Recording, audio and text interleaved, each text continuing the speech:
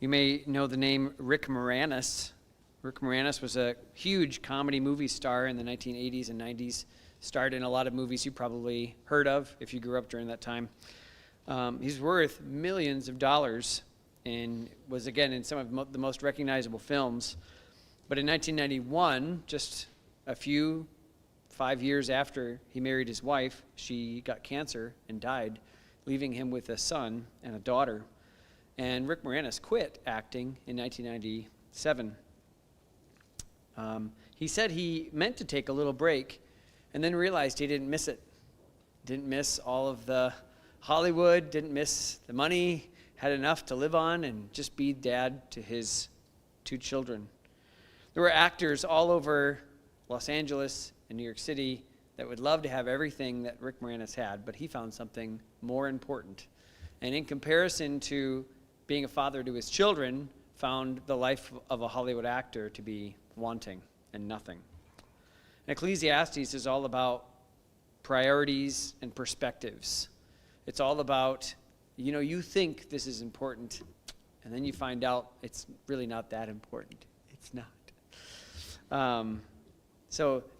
And we understand that, I think, if I did a thought experiment, right? Would you rather have a $100 bill or a plane ticket? Well, it depends on if you're at the store, in line at a store, or at the boarding gate. And as soon as you go through the boarding gate and land, that piece of paper isn't worth anything anymore, Would you rather have a gold bar or a bottle of water? Well, it depends on if you're at a bank or in the middle of a desert. Which is more important, a car or a credit card? Well, it depends. It depends on different things, doesn't it? So Solomon's writing at the end of life, and he concludes, in some way, cynically, all is vanity. And yes, it's cynical, but there's something to learn about there's some things that we can learn about the things that we value. Ecclesiastes, I don't think, is meant to be directly instructive in the way that Proverbs is, although especially chapters 4 through 11 are definitely that way. But it's meant to be intrinsically instructive, meaning that you learn by example. You learn about what Solomon had to go through, all the hard things, and then we get to reap all the benefits. Maybe you had someone who apprenticed you or helped you when you first got on the job, and they said, listen, don't do this, don't do this, don't do this. I learned the hard way, and if you just avoid this, you'll do yourself a big favor, right? So we know that that's in life, and this is what Solomon's doing for us. So tonight we're just going to study the first 15 verses of chapter 3. And I know that probably a lot of you really like this study. It's a great book. I'd love to preach through Ecclesiastes or do a Bible study through it someday. But this really, I had 2 weeks before the prayer, and then we're going to do a different series through the summer, and probably, honestly, for the next year or so. It's a big one. So I wanted to do something that I could do in 2 weeks. So this isn't really an Ecclesiastes study. It's actually a how to study the Bible study. It's how to think about the Bible differently, how to ask questions about the Bible. So it's just that Ecclesiastes is a vehicle for that.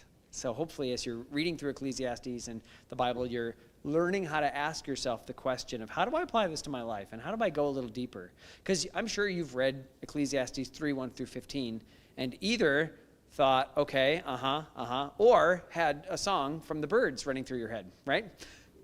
Right? So you go through that and you say, this, what am I supposed to do with this? So this is really meant to help you understand how to think about the Bible and to just stop and think about it at a different level than just reading it. So let's read it together. By together, I mean I'm going to read it. And then you just follow along. Verse 1, to everything there is a season and a time to every purpose under the heaven, a time to be born and a time to die, a time to plant and a time to pluck up that which is planted, a time to kill and a time to heal, a time to break down and a time to build up, a time to weep and a time to laugh, a time to mourn and a time to dance, a time to cast away stones and a time to gather stones together, a time to embrace and a time to refrain from embracing, a time to get and a time to lose, a time to keep and a time to cast away, a time to rend and a time to sow, a time to keep silence and a time to speak, a time to love and a time to hate, a time of war, and a time of peace.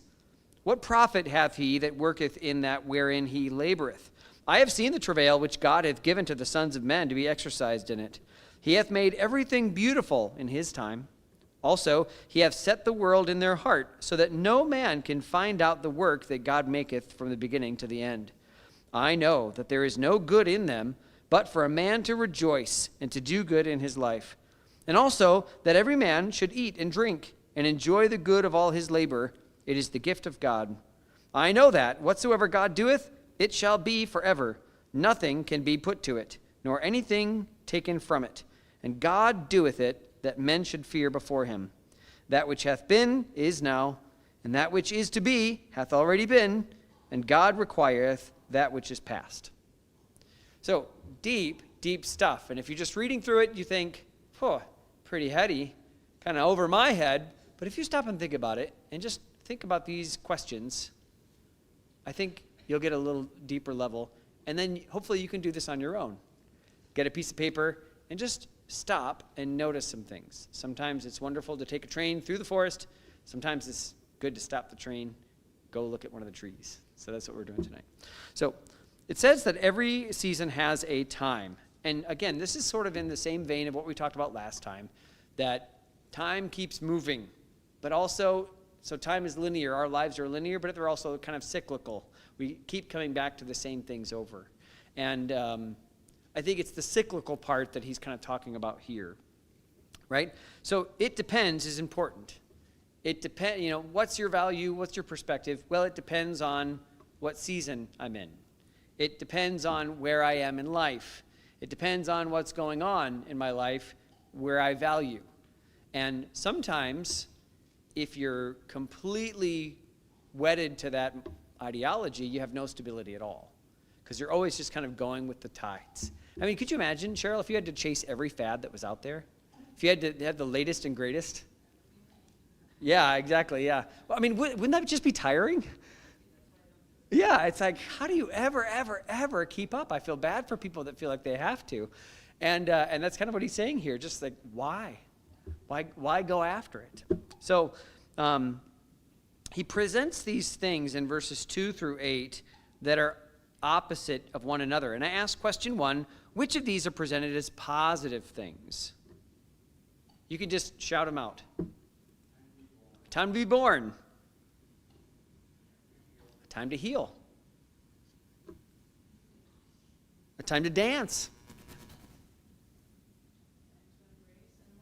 A time to laugh and a time to embrace. Good. Time to build up. That's good. Time to love.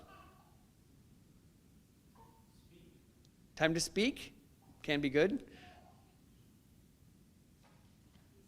Time of peace. Okay, good. Yeah, that's a pretty good list. So again, time to be born. There's joy when a baby comes into the world, right? There's just absolute, like, everyone's happy to see a baby. It's great. There's a time to heal. And it's good to bring health back to a person. We rejoice with someone when they were sick and they come back to health. It's good to laugh. Obviously, it brings us joy to have some mirth in our lives. There's a time to dance. You don't generally dance when you're depressed or when you're sad. Dancing indicates some kind of joy and happiness in your life. A time to embrace, to feel that fellowship with someone. A time to get. Again, obviously, we all love obtaining things. We all love getting things. I mean, unless it's like a bacteria or a virus or something. But I mean, generally, when you think of getting, that's a positive, good thing. Time of love, obviously positive, and a time of peace, when there's no conflict, people thrive. So that's good. And then there are some things that are presented as negative things. What are those things? It's a time to die. Time to kill. That's negative, obviously. Time to break down. Yep. To mourn and weep. Yep. Time to cast away. Yeah, that could be bad. To lose. The time to lose is a negative thing. Time to keep silent could be a negative thing. Yeah. Hate and war, right. So again, looking at these, Time to die. Obviously, the end of life very rarely brings joy. When the times of rarity is when the person is suffering and you're glad that they're done with their suffering, or when it's a very wicked person who's getting justice. And even then, there's rarely joy. It's more relief than joy, right? There's just nothing there. Time to be born, on the other hand, there's great joy in that, and a time to die. But there's also a time to be born and a time to die. We all have it, right? Those are the numbers on the either side of the dash. And the dash represents your whole life. And those numbers, time to be born, a time to die. A time to kill. Again, the ending of life is not easy. Not something that, if it has to be done, is done with relish. Shouldn't be anyway. Even by people who may have to execute a criminal, they don't do it with joy. Hopefully soldiers, when they're having to kill an enemy, aren't doing it with joy. They're doing it because they don't want to be killed, or because they're trying to, protect our country or our way of life. Time to break down usually indicates that something's gone wrong, that there's subject to decay. A time to weep. Again, weeping indicates sorrow, a negative emotion.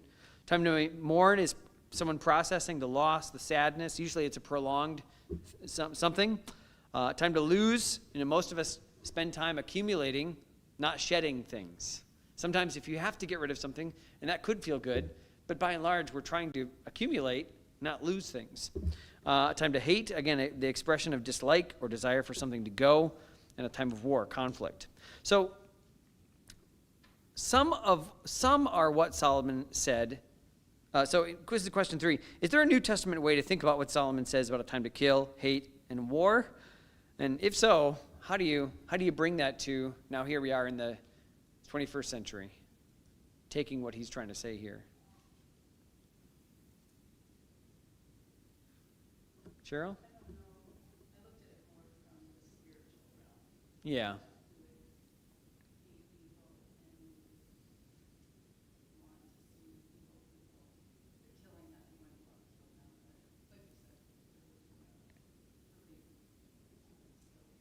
Yeah.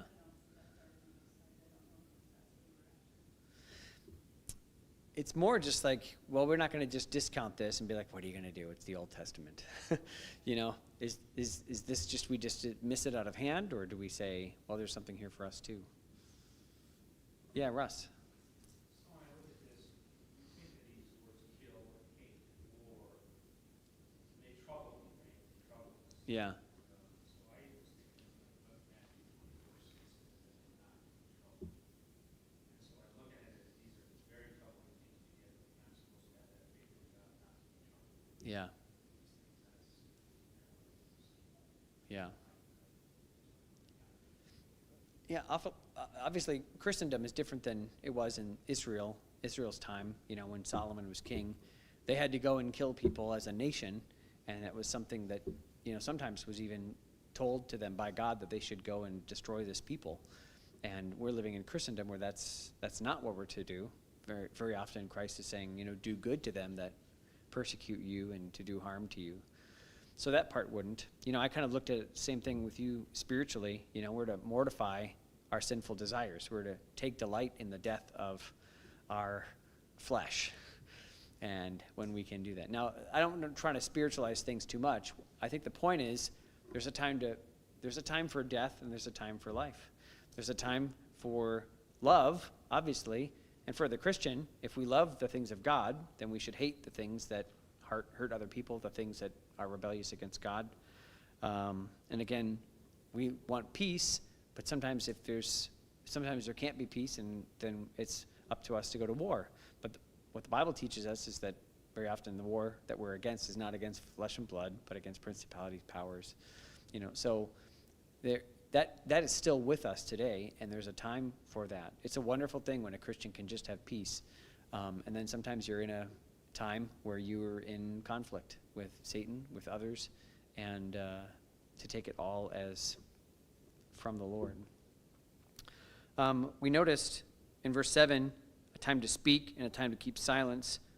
What are some ways to able to determine which to do in a given situation?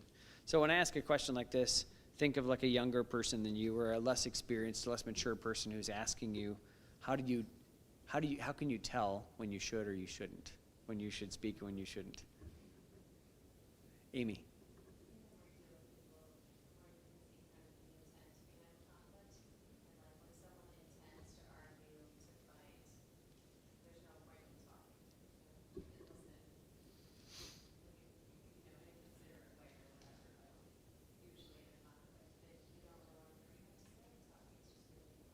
Yeah. Yeah, it's what we might call a good faith question. It's not really a question, it's more of an accusation. They're more trying to they're trying to bait you to say something wrong, or they just want to argue with you. They just want to be a contrarian, right? So then at that point, it's probably better just to say less than more. Yeah. Dan? Yeah, keep quiet when you don't know what you're talking about.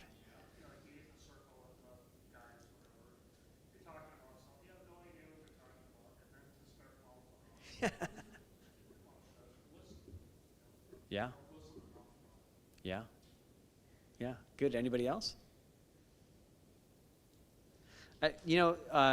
This verse reminded me of Proverbs 26:4 and 5. Proverbs 26:4 says, I don't have it in front of me here, but probably not very far away. Answer not a fool according to his folly, lest thou be like unto him. There are times you don't want to answer a fool, because if you start talking with him, you're going to get right down in the mud with him, and you're both going to look like fools because you're going on his terms. And again, I think all of us have had conversations with people, and you're like, this isn't going anywhere, and I'm getting upset, and I'm going to look like a fool if I keep talking. There's no changing this person's mind, so I might as well just not say anything, and probably should have stopped talking 5 minutes ago, But then the very next verse says, answer a fool according to his folly, lest he be wise in his own conceit. So Amy's point is well taken. If you know the person and there's a chance to actually change their mind, or they're actually curious, you could actually give them instruction, then it would be better for you to say something so that that person doesn't stay in their folly and just be conceited, I'm right. And they go on their way and don't even know they're totally wrong. So it's important for us to have those kind of things. Most of the time, I think it's better to keep silent than not. It's very easy to sin with our mouths. In the multitude of words there wanteth not sin. James 3 talks about the sins of the tongue, and so it's really, really, we're more susceptible to that than the other. But there are times to speak. Times you have to speak. I mean, that's what I do on Sunday morning. I can't be like, I shouldn't say, right? But maybe I could preach less. Dan?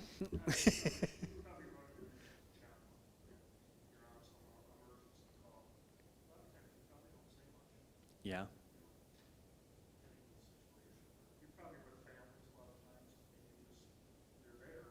Yeah. Yeah. Yeah. Good. Any other thoughts? Yeah, Russ.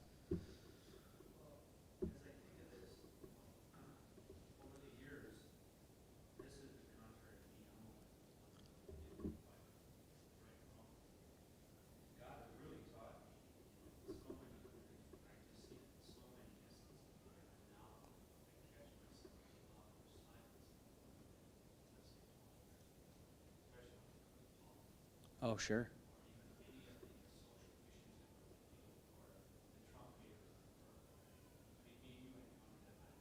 Yeah.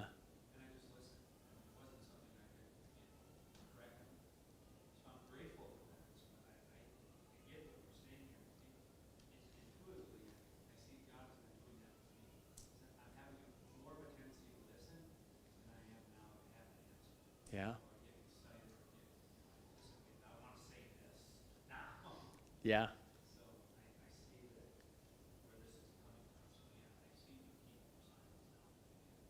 Yeah. Yeah. Yeah. Yeah. There are sometimes, you hear from family members who are like, oh, I don't want to say anything because I don't want to lose the relationship. But if they don't say something, they might lose the relationship because you didn't do any warning, So it just takes a lot of wisdom to be able to know when is a time to speak and a time to refrain from speaking. Yeah. Evelyn?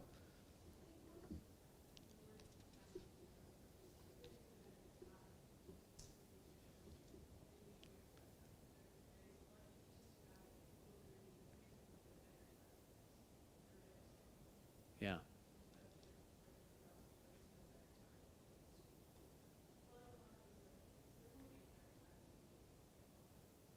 Yeah.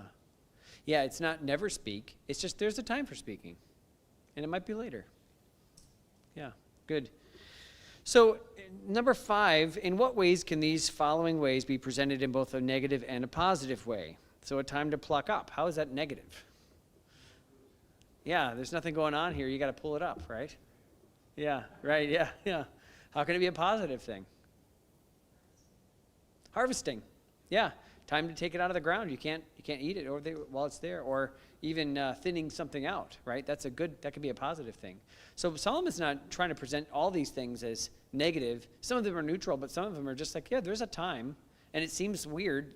There's a time you put stuff in the ground. There's a time you take up stuff out the ground. It seems monotonous, but obviously we all understand, no, that's what you have to do, and depending on the time, you don't pluck up right away. You pluck up when it's mature, right? So what about a time to break down? How could that be a negative thing? Yeah. Yeah. Maybe you're going to, it's bad if it's broken already. If something's broken, you're like, oh, no, I got to take this thing down. You drive around the area and you see this barn, and if you've been around long enough, you kind of watch the barn, and the middle of the roof sags, and then finally you go by and it's kind of just all caved in, and you're like, someone's got to take that thing down now. And it'll be years before that ever happens. It's just going to sit there like that. But breaking down can also be good if what? Terry? Yeah. Yeah. If you're ready to do something better with this, that old has to come out first, and then you're kind of excited to be able to break it down, right? Good. What about a time to weep?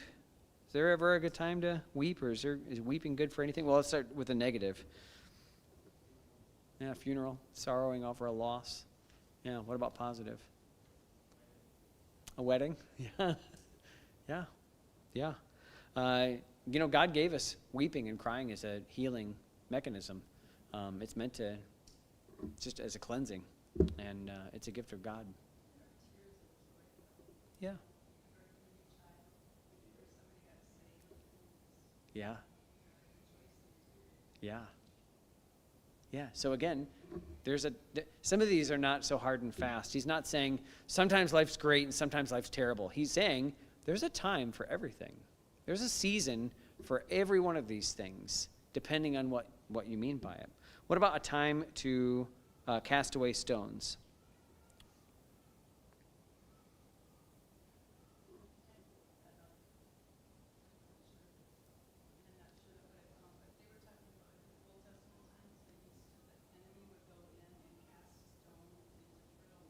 Oh, yeah.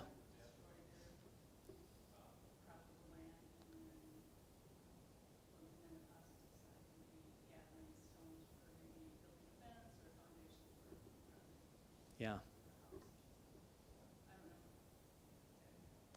Well, that's kind of, I don't know, I didn't look up a lot of commentaries on that verse necessarily, but yeah, kind of the same idea. Every year, farmers have to go out in their field, and they're like, oh, the frost brought up some more stones, and you got to cast them out, and that's a good thing, But as you kind of throw them off to the side, and then there's one day coming where you're like, actually, I have enough of these. I should build a little fence for my cattle or something. You ever seen pictures of like Ireland?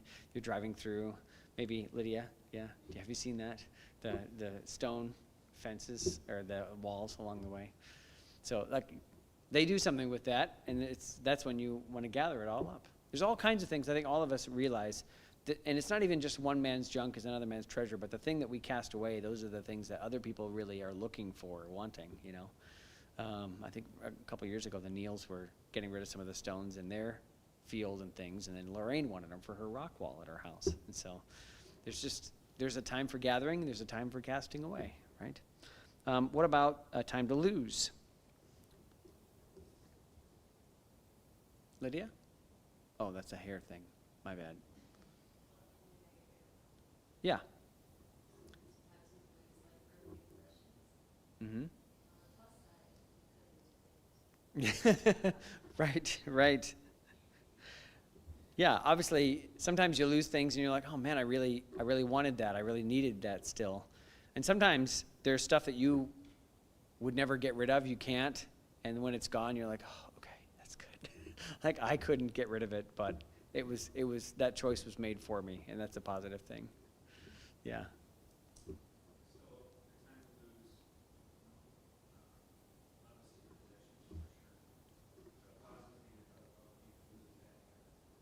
Yeah. Yeah. That'd be great. Losing a bad habit. Or weight. Yeah. Good.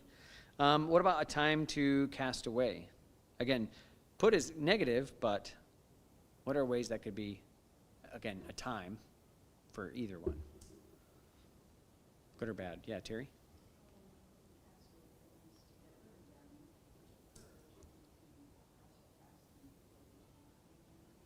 Yeah. Yeah.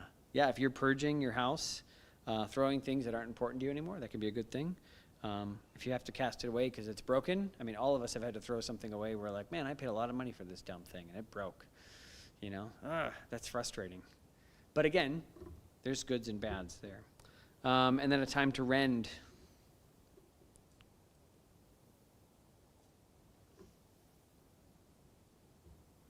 Yeah.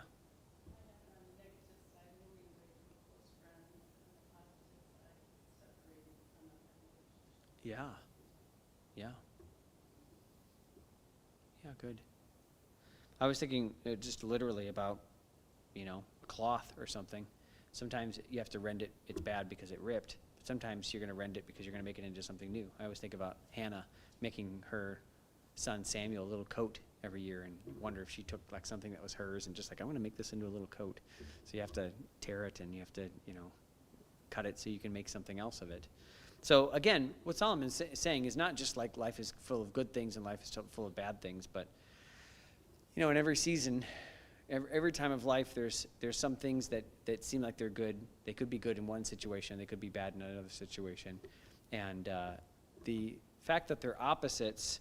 So the fact that they're opposites speak to the fact that it's sometimes like a zero-sum game. So in what ways is that really frustrating? You buy something, you throw it away. You gain something, you lose something. There's a time to heal, and then a time that the person can't be healed.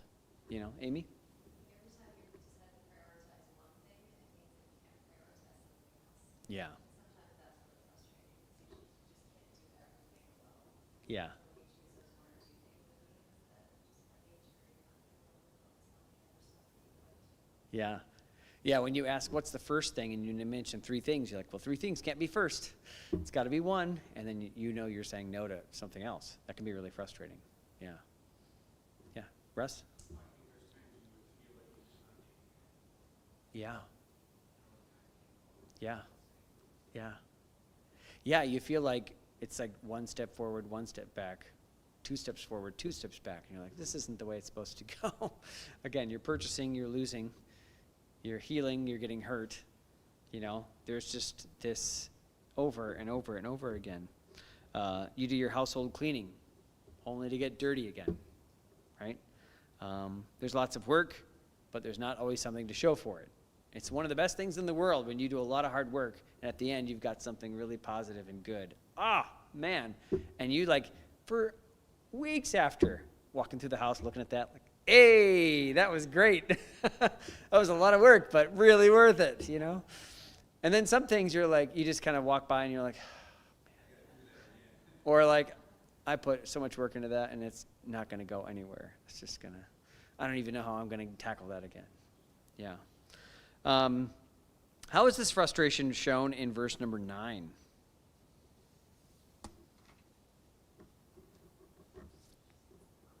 Yeah. What's the point of it all? What profit hath he that worketh in that wherein he laboreth? Now, the word profit, again, shows us that there should be a progression, usually a positive progression. We should be getting better, not getting worse. And Solomon's saying, if you think about things go up, things go down. Things go this way, things go that way. Things get better, things get worse. What's the profit? What's the point in all of it? We exert energy. We want to have something to show for it again. So what's the work that you've done, maybe something specific example that has seemed really fruitless? Russ? So just recently, farm, we moved 25 yards of dirt, $500 worth, plus another $200 worth of seed. It's been down for a month and not a single blade of grass has come up. Now that is fruitless. Yeah. I'm so glad I put all that work into nothing. Exactly. Yeah. That was a lot of work. Yeah. Evelyn? Yeah.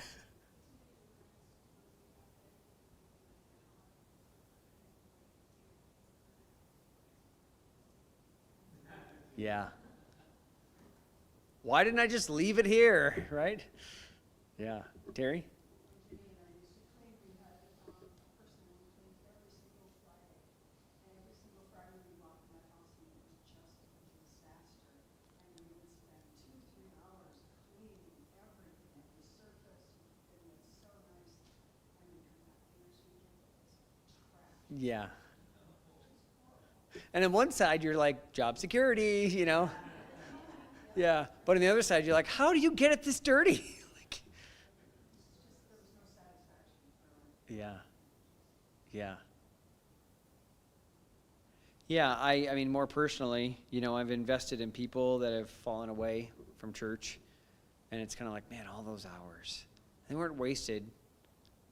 But it feels like it at times, where you help a poor person, and you do it again and again and again, and the one time you don't help them, they hate you, don't want to talk to you.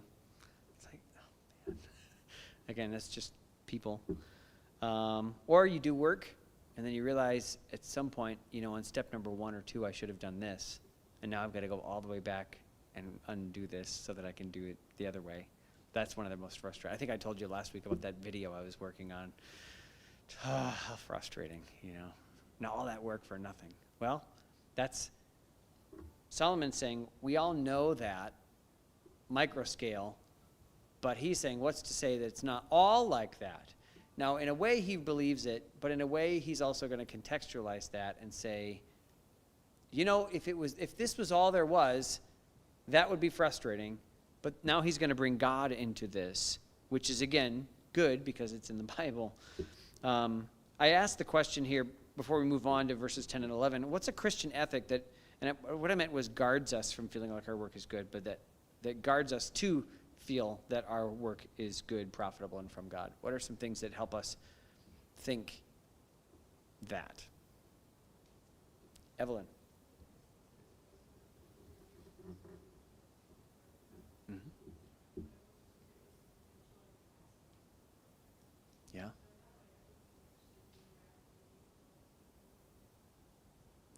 Yeah. Even the mundane things can be done for the glory of God, and there's some work that God's going to glorify himself in. Yeah. Terry? Yeah. Yeah, that's how you help yourself be not just feeling like this work is not meaning anything. Be thankful in all things. Yeah. Good, Russ? 2 verses come to my mind, Proverbs 3, 5, and 6. Mm-hmm. Heart, and then Jim, right? Another yes, and then Romans 8, 28. Yeah.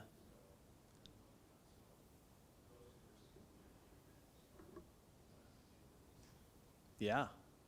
Good. Yeah, Romans 8:28, Proverbs 3, 5, and 6. I had written down, whatever's done for Christ, we can trust him to do the end of the work and trust that we're just somewhere in the process.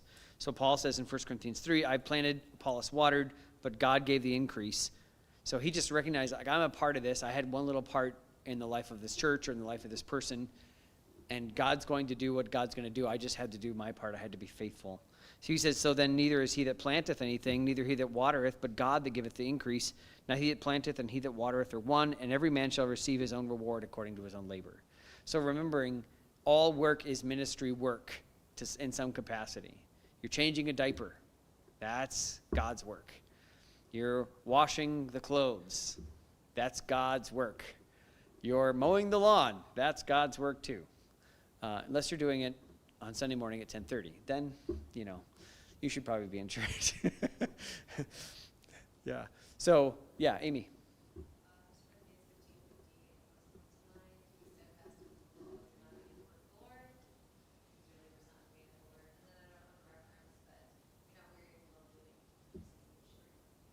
Yeah. Yeah, good. I think it's in Hebrews somewhere, 13 or something. I also thought of Colossians 3. So when we do our work, we should do our work with the view that Christ is our master.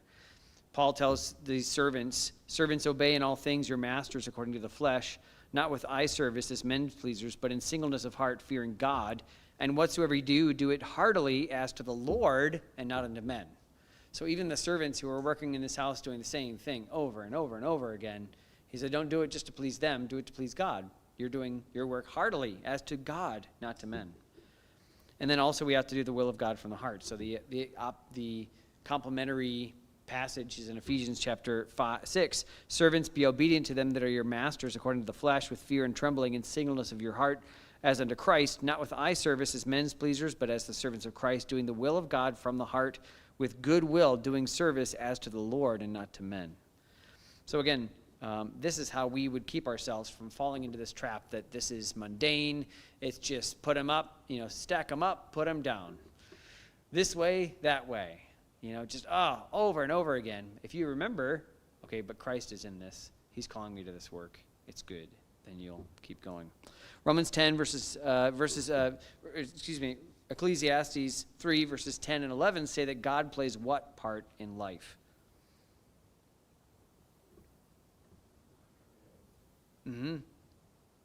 Yeah. He says, I have seen the travail which God hath given to the sons of men to be exercised in it. The word exercise means to press us down. And it's the same old example that you don't see any bodybuilder that didn't get that way by pushing weight he couldn't do. No bodybuilder just goes and gets on the bench and he's got a 5 in this hand and a 5 in this hand and goes, oh, yeah, okay, I'm good. Well, I mean, you could maybe get strong that way, but it's going to take a long, long time. He wants to get something where he's trying to get it up all the way, and he's not sure he can. That's the only way to break down your muscles so you can be built up again. So God gives us trials to build us up. And that's what even Paul said in 2 Corinthians 10. I'll rejoice in my tribulations and sufferings. Good. What else?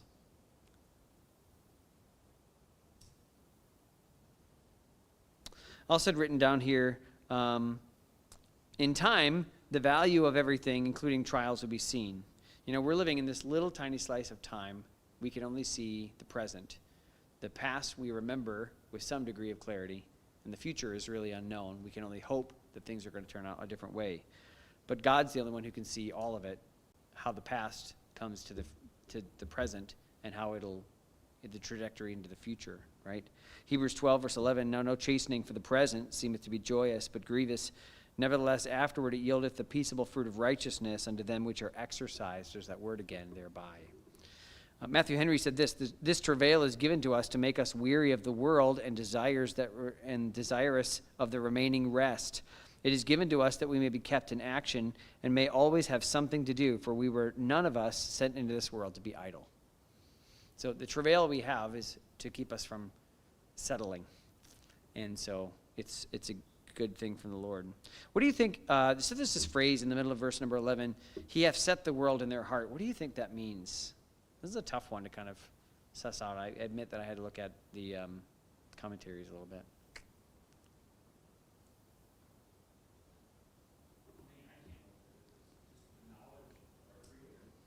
Yeah. I think that part of what he's trying to say is, like, if you look at animals are doing the same thing over and over again, right? They go out and get food, they come back, they're watching over their young, they just do the same things. You watch any kind of bird, they're just doing the same thing every day. But they're birds. They don't know. God's given us the capacity to know that our work is eternal, that it has something to do for either posterity, for the future. We might invest in people that we don't know, after we're gone, they really flourish and they're thankful for us, they bless our name, but we've been used by God to help the next generation. And that's actually something that's good, that's posterity. And God didn't give that to animals. Kylan Dalish said this, he has also established in man an impulse leading him beyond that which is temporal toward the eternal.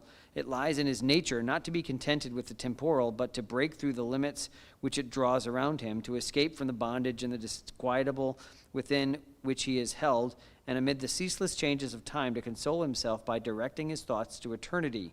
In fact, the impulse of man shows that his innermost wants cannot be satisfied by that which is temporal. He is a being limited by time, but as to his innermost nature, he is related to eternity.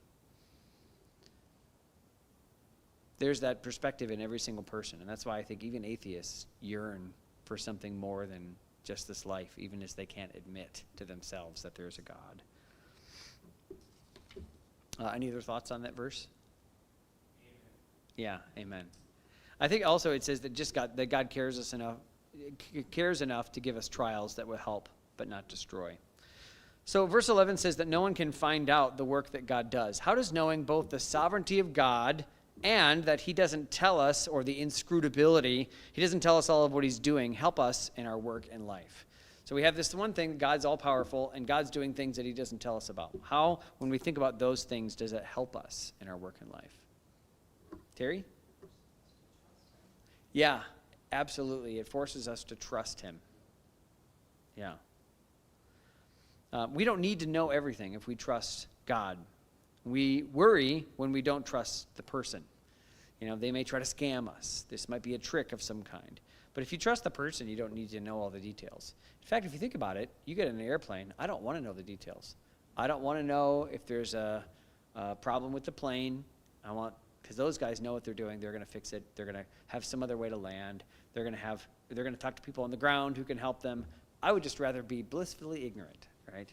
And then when it comes to some things with God, we're like Job, if he were here, if God were here, I would demand him an answer. Oh, really?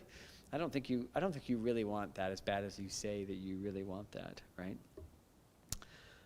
God's sovereignty tells us that he knows all, and his goodness shows us that it will be to our benefit to align with his will. So if you have a hard time trusting that there's so much out there that you don't know, trust God's goodness instead, that what God doesn't share with you is for your benefit, and that ultimately it's all good, even things that seem on the surface to be really bad. I think the fact that he's revealed anything shows his wisdom. We would not be able to understand everything, so he only shows us the thing that we can understand, the things that he wants us to know. Yeah.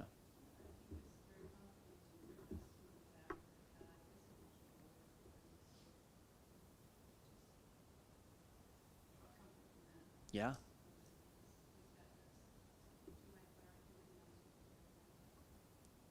Yeah.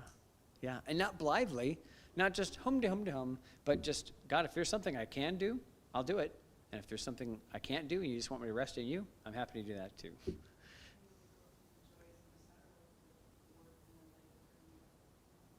Yeah. Yeah. Yeah. Good. So in light of so much, when is it frustrating when we don't know more of what he's doing?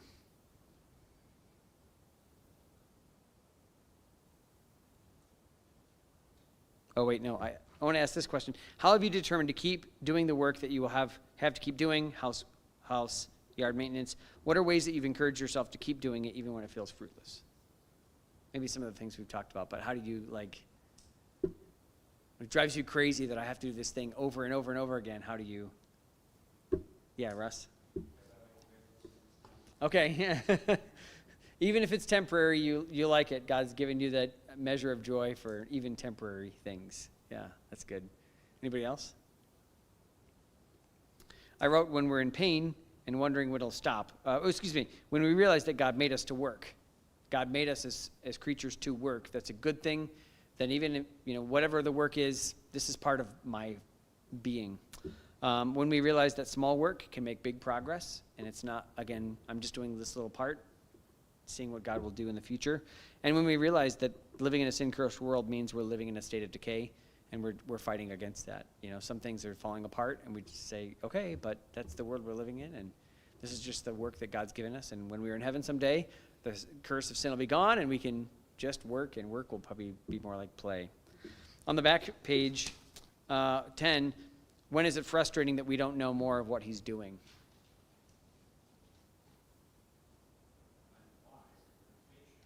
Yeah.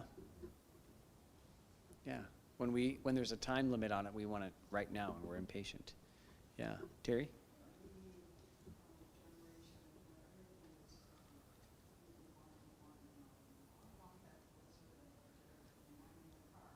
Yeah.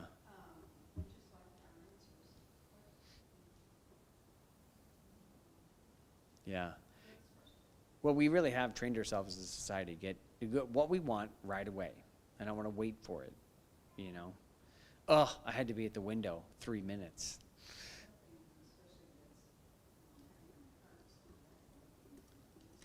Yeah. Yeah. I think that's what I put down here.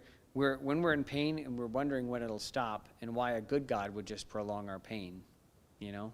He can take care of this anytime he wants. And if it's his will to have me not have this pain 2 weeks from now, why not right now? That's frustrating when we don't know the whole picture. When we wonder if we should stop or keep going, that's frustrating because we're like, all right, Lord, are you trying to put something in my way, like a barrier to stop me? Or is this something I'm supposed to like persevere through and be long-suffering? And Lord, I don't know what the answer is. Or when we forget the big picture of things. I think then it gets frustrating. So question 11, verses 12 through 14 say, in light of so much work seeming to be pointless, what's our duty? Zach. I think the whole point of this, that we, starting with the first, I listened to a sermon on this a while ago called The Insanity of Vanity.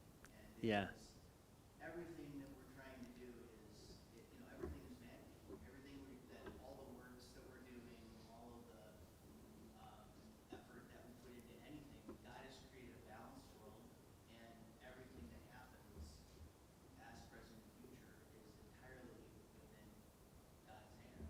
Right. So, whether we do something or not, it doesn't matter. It's just vanity for us to think that there's anything that's positive that can come from anything that we do. But in that sense, but I think that what I take away from that though is just the idea that God is sovereign, God is in control of all things, and so I'll just act in the world according to the way that that I feel is appropriate. Yeah, yeah. I mean, there's it's a lot of this. He says it in here several times that verse 3 in chapter 1, what profit hath a man of all his labor which he taketh unto the sun? Like nothing, because you just think there's something to it. Yeah. It's just vanity that you think that it has some sort of positive effect. And he says it again, too, here, that he asks in verse 9 in chapter 3, what profit hath he that worketh and that worketh and laboreth? Mm-hmm. So I think it's a question. Yeah. Well, again, what he's saying, verses 1 through 8, he's saying, boy, it comes, it goes. It's up, it's down. What's the point of it all? Balances, it's like and you push the rock up the hill, Yeah. and then it just comes rolling back down. Yeah. You spend your whole life with, trying to heal somebody, and then you wind up in a situation where you have to kill somebody or something. I mean, Yeah. there's going to be a time for everything, and it's all ordained by God. And God has created a balanced world. Right. But I mean, even as he's saying, it seems like there's no point to it. He's also saying God's given all this to us, and the duty that we have is what? First of all, to rejoice and do good in life, right? Verse 12, I know that there is no good in them. There's no good, there's no point, except for a man to rejoice and do good in his life. So, That's a gift. yeah. That's a gift, But I mean, if you really want to come down to it, it's what he says at the end of it, which is that the real duty that we have is to fear God. Exactly. Yeah. Yeah. So in light of okay, you could exert yourself to do nothing, or you can fully rely on God and do the work, like you're saying, that you think is appropriate by God's Spirit, bringing it to a New Testament. He's in control of everything, and he's a holy God. Yeah. And to not put any stock or account into anything that we do. Yeah. Yeah. If it's all me doing it, it's not going to last. Part of me do it. Yeah. It's all God. Yeah. Because everything else is just vanity. Yeah. Yeah. But when we're doing God's work through him, through his Spirit, then there is some cause for rejoicing and doing good. Yeah. But that's to me, it's like saying it's like a gift. It's a feeling or a reaction to something that God has done. It's a gift. Thank you, God. Yeah. You've rewarded me for something that I've done. Yeah.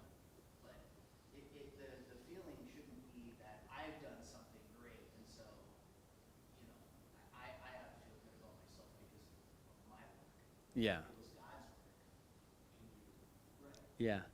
Well, that's I think the frustrating thing is when I do something and then it all falls apart, and God's kind of like, well, what do you expect? Like that's the nature of humanity. It comes up, it comes down. But when what we do in the power of Christ, then he can actually bring some eternality to it. I think what Zach is saying, again, it's almost like I gotta tell myself, be careful, because it's like saying, okay, life is just all bad, so I'm just gonna do what I want, doesn't matter in the end, which that's not what it's saying. Right. Because, yes, we all got to admit, there's pleasures in life. God's given, thank God we got saved. I mean, even when you weren't saved, you had pleasures. Ungodly, you were chasing, right? Yeah. I think that's what Solomon's getting at, is that that's all you're chasing in your life, and not what please God. At the very end, it says, what's the whole duty of man?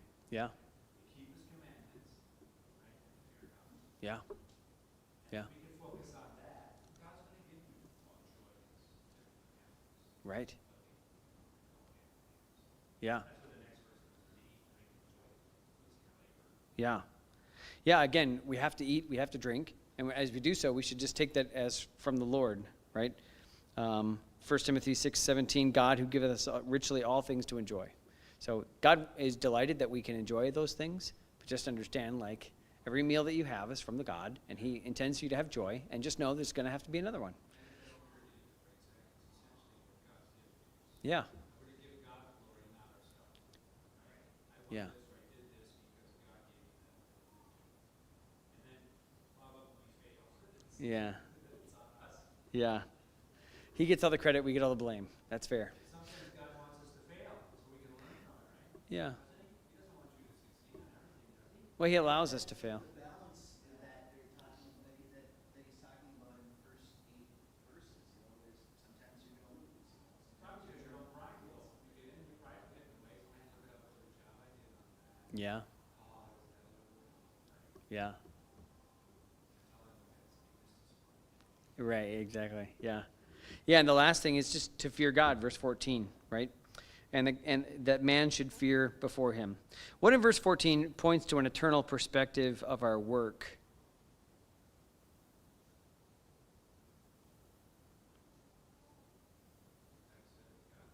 Yeah. Whatever God does, that's going to be forever. No one can tear down what God's done. His kingdom, has endured through 2,000 years. And right now it's not physically manifest, but when it's physically manifest, it'll just be the next phase of what Christ has built 2,000 years ago. His kingdom is in every nation. His kingdom has subjects according to every kind of group of people. And whatever he builds is not going to be destroyed. God will be, I wrote down here, God will be around longer than we will. So, and then verse 15 expresses frustration of how life sometimes feels pointless because we do the same things over and over again. This is a theme in Ecclesiastes. How can the monotony of time, the fact that things keep repeating, also be a reassurance to us? And you can drive yourself crazy. It's the same thing over and over. But it can also be a reassurance. How? Zach? I mean, I think in that one too, it's saying, the last sort of clause there is saying God requires that which is past, So, Yeah. I don't know, I don't get the sense of monotony as much from this verse as to say that God is sovereign over history. Yeah. That which has been is now, and that which is to be hath already been, and God requireth that which is past. So that which has already, which is past, that which has been, is now, God required it all. Yeah. And, going back to the last verse, you can't add to God's works, and you can't take anything away from them either. Yeah. So, we're here for a purpose, to glorify God, but we're really just along for the ride, as far as, Yeah. He's the master of time, he's the creator of time, he's sovereign over time, he's sovereign over our world. Yeah. Yeah, the sooner we come to grips with that, I think the more settled and satisfied we'll be. Yeah. Dan? People find comfort in monotony. Mm-hmm. You know what to expect tomorrow or the next day. Yeah. If life was ever changing and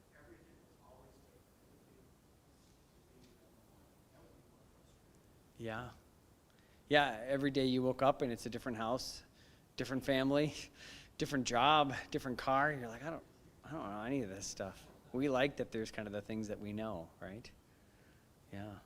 Good. Any other thoughts that you saw in this passage that we should bring out?